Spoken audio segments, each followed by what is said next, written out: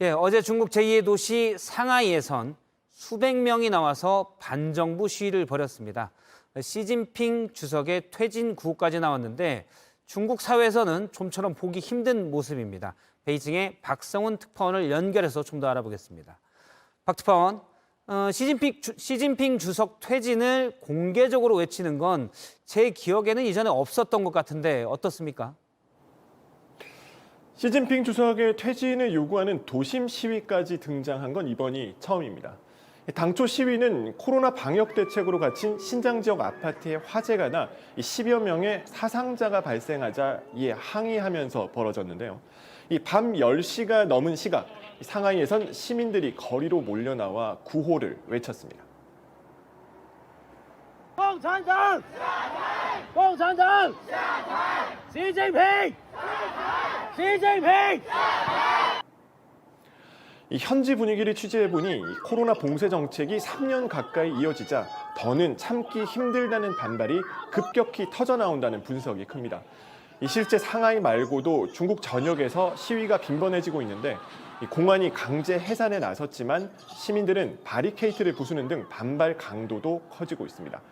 특히 상하이에서 영국 BBC 기자가 취재 도중 체포되는 일도 벌어졌습니다. 예, 도심에서 시민들이 시진핑 주석 퇴진하라 외치는 건 상당히 이례적입니다. 상황이 좀 심각해 보이는데 베이징 상황은 어떻습니까? 네, 베이징 시내 곳곳은 대부분 폐쇄돼서 사실상 개점 휴업 상태입니다. 오늘 베이징을 돌아봤는데요. 함께 보시겠습니다. 시내 대형 쇼핑몰들이 일주일째 문을 닫았습니다. 식당과 가게들도 대부분 휴업입니다. 베이징 도심은 마치 명절 연휴인 듯 한산합니다. 사람들이 보이는 곳은 PCR 검사장뿐입니다. 最近没在工作，疫情防控嘛，这个培训呢孩子多，容易聚集，暂时先停止。 현재 베이징 확진자 수는 4천여 명. 그런데 이들이 거쳐간 곳은 모조리 봉쇄하는 바람에 2천여 곳이 넘는 아파트 단지와 건물들이 고위험 지역으로 묶이고 있는 상황입니다. 여기에 확산 속도까지 빨라지자 대형 건물들도 일시 폐쇄되고 있습니다. JTBC 총국이 위치한 이 건물 역시 지난주 봉쇄됐다 오늘 다시 해제된 상태입니다. 베이징대 건물에 봉쇄를 중단하고 자유를 달라는 글이 나붙었고 칭화대에서도 학생 수백 명이 시위를 벌였습니다. 유학생들 같은 경우에는 지금 학교 떠나고 있고 중국 학생들 같은 경우에는 구심점만 있으면 바로 시위가 일어날 것 같은 그런 분위기입니다. 예, 시 주석이 3번 연임하면서 권력 기반을 다졌다고 했는데 정작 시민들의 불만이 폭발한 것 같습니다. 박 특파원이 보기에 이 반정부 시위가 확산될 것 같습니까? 당분간 반발 기류는 더 커질 것으로 보입니다. 코로나 확진자가 급증세인데 중국 정부가 방역 정책을 바꿀 가능성이 높지 않기 때문입니다. 특히 앞서 보신 것처럼 수도 베이징에서도 봉쇄 정책에 대한 반감이 커서 계기만 주어지면 언제든 반정부 시위가 확산될 수 있다는 기류가 감지됩니다. 예, 지금까지 베이징에서 박성훈 특파원이었습니다. 네, 다음 소식입니다. 중국의 시진핑 주석 반대 시위 얘기를 좀 짚어보겠습니다. 중국 당국이 잔뜩 긴장하는 곳이 바로 대학가입니다. 지난 1989년 천안문 사태의 도화선도 바로 대학생들의 시위였기 때문인데요. 대학가 주변에는 경찰차가 많아졌고 사복경찰들이 대학 안까지 들어갔습니다. 베이징에서 박성훈 특파원이 취재했습니다. 어제 오후 베이징 대학교. 한 학생이 흰 백지를 들고 서 있습니다.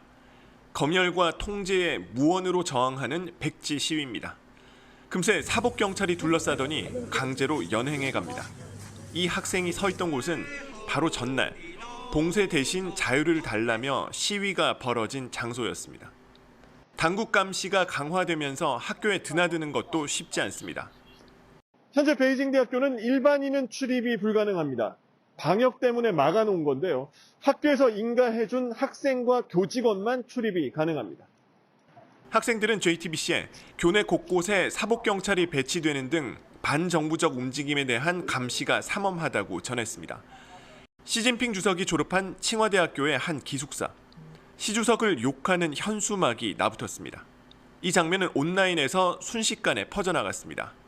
교내 온라인 게시판에선 학교가 곧 봉쇄되는 것 아니냐는 우려가 나옵니다. 당국은 어젯밤부터 대학가 주변에 경찰차들을 대거 배치했습니다.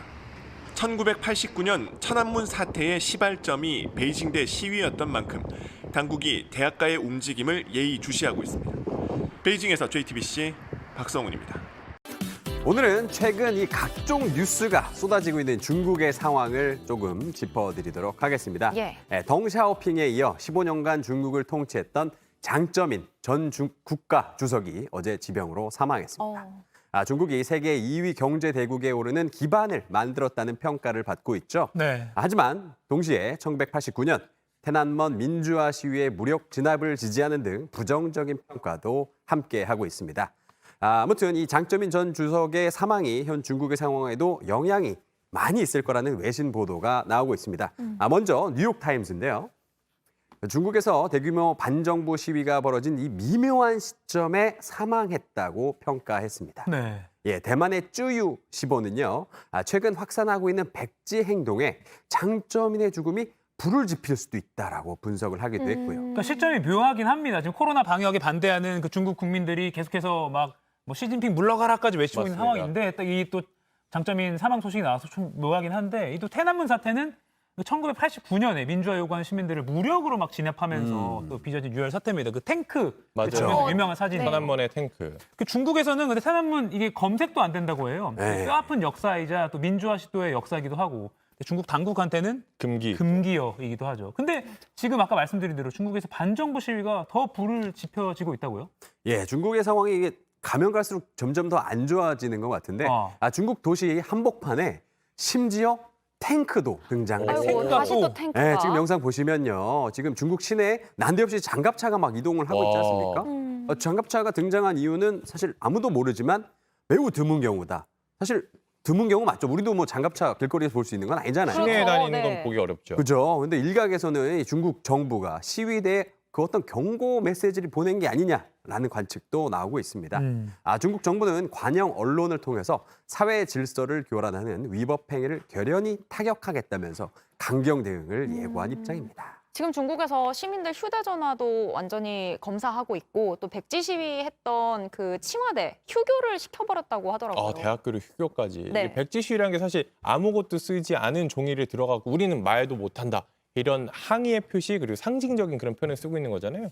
그죠. 말하고 싶지만 말할 수 없는 요 현 상황을 조금 이제 표현을 한 건데 아까 그 핸드폰 얘기 잠깐 하셨지만은 지하철에서 시민들 핸드폰을 이렇게 봐서 그 안에 뭐가 있는지 보는 이런 일들이 지금 중국에서 일어나고 있다고 합니다.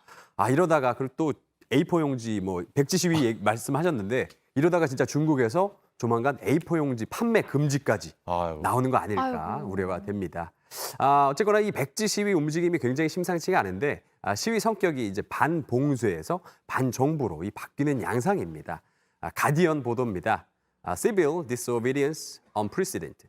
10년 전 시 주석이 집권한 이후 중국에서는 전례가 없는 시민 불복종이 일어나고 있다라고 분석을 했습니다.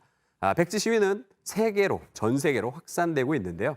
우리나라에서도 어제 홍대 거리에서 이런 백지 시위가 이루어졌습니다. 지금 시위를 하고 있는 모습이죠. 시진핑 내려가라 뭐 이런 내용 보이네요. 맞습니다. 이 상황이 급박하게 돌아가자 미국 등 이 서방 국가와 유엔도 시위 추이를 주시하기 시작했다고 합니다. 장쩌민 전 중국 국가주석이 사망한 뒤 중국 온라인에서는 당신이 아니라 안타깝다는 제목의 노래가 화제입니다. 시진핑 주석을 비판하는 의도를 담은 건데요. 장쩌민 전 주석의 사망을 계기로 중국 정부의 코로나 봉쇄 정책에 반발하는 반정부 시위가 더 커질 수 있다는 관측이 나옵니다. 김지아 기자의 보도입니다. 한 중국인이 소셜미디어에 올린 글입니다. 당신이 아니라 안타깝다는 노래를 공유한 뒤 당국이 계정을 정지했다고 주장했습니다. 워싱턴 포스트는 중국 네티즌들이 장쩌민 전 주석의 사망을 계기로 시진핑 주석을 비판하고 있다며 이 노래는 장 전 주석이 아니라 시 주석이었으면 좋겠다는 걸 암시한다고 보도했습니다. 중국 당국의 엄격한 인터넷 통제 속에서 이 같은 풍자와 인용은 늘어나고 있습니다. 뉴욕타임스도 요즘 중국인들은 바나나 껍질에 대해 이야기한다며 중국어로 시진핑과 같은 이니셜을 가지고 있기 때문이라고 설명했습니다. 후야오방 전 총서기의 죽음이 천안문 시위의 계기가 된 것처럼 장 전 주석의 죽음이 반정부 시위의 도화선이 될 수 있다는 분석입니다. 무언의 항의를 담은 이른바 백지 시위는 중국 전역을 넘어 해외로 확산되는 상황입니다. 반발 강도가 커지자 중국 당국은 광둥성, 광저우와 충칭 등 일부 지역에서 봉쇄 정책을 완화하기로 했습니다. JTBC 김지아입니다.